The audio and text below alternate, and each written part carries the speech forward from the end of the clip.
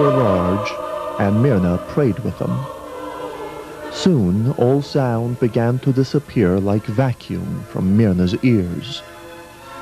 She could hear no sound at all. She heard a woman's soft voice, as if from inside a seashell.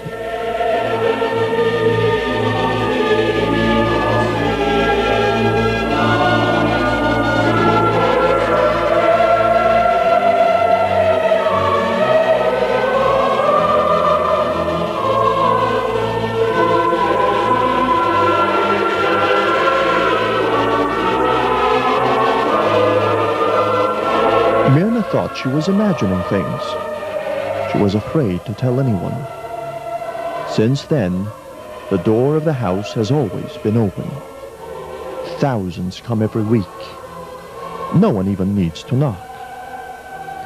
This is where Myrna and Nicholas live. This is their home. But it is also the home of hundreds of people every day. They come to see the icon, to pray, to sing.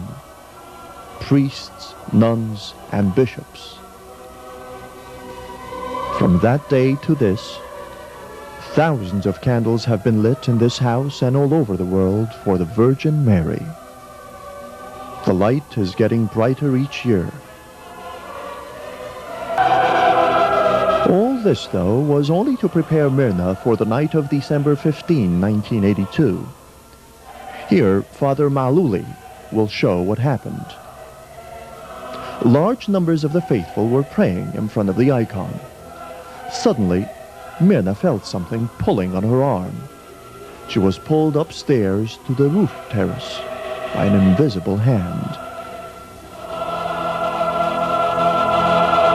Father Maluli is showing the path she took. Trembling, Myrna kneeled with her face to the floor. When she raised her head, she saw a lady right in front of her, standing on this spot.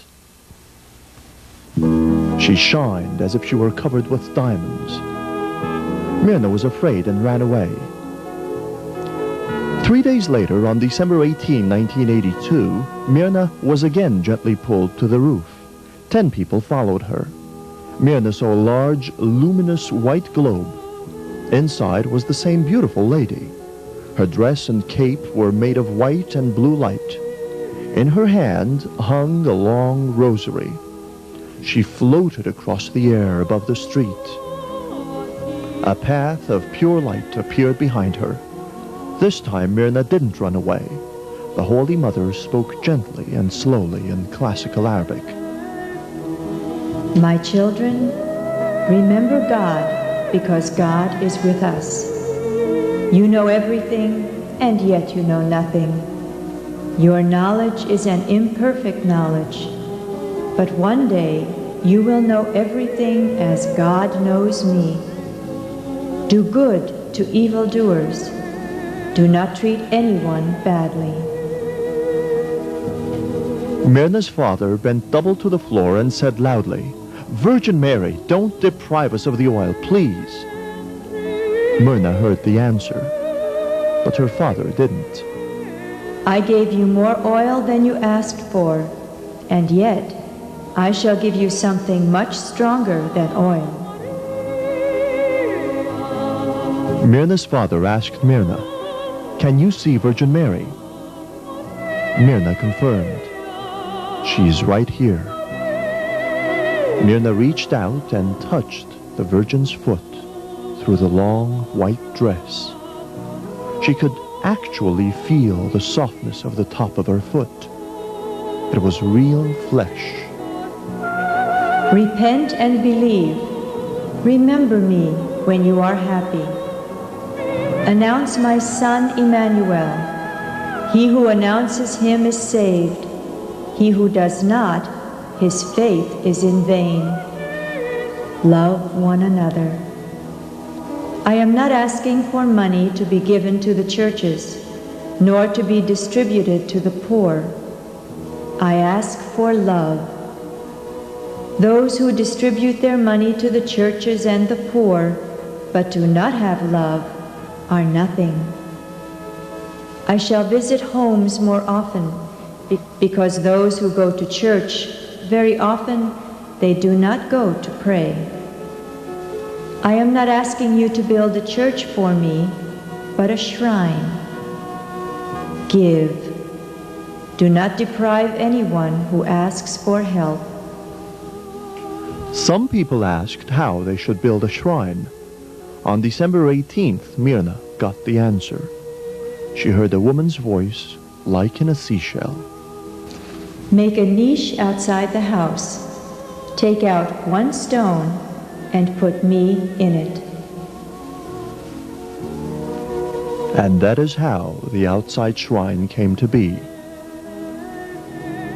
On December 19, 1982, Samir Sayegh was cured of polio.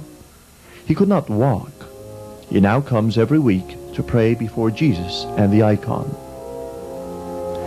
That same day, 6 other men came on crutches and went away without them. A blind woman was cured.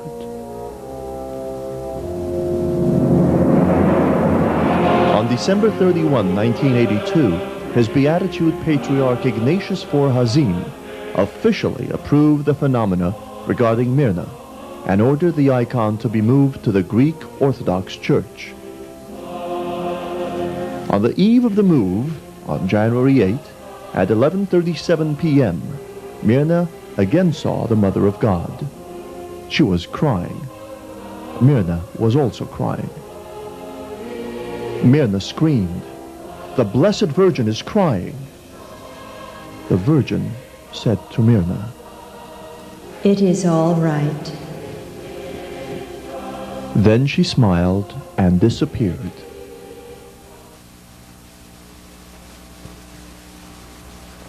The following day, thousands of the faithful marched to the Greek Orthodox Church in a short procession with the icon.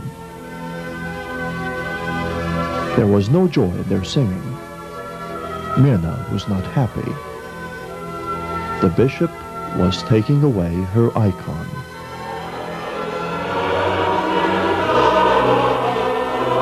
Thousands marched in the procession, singing songs and honoring Our Lady. There was no joy, and none of them were happy.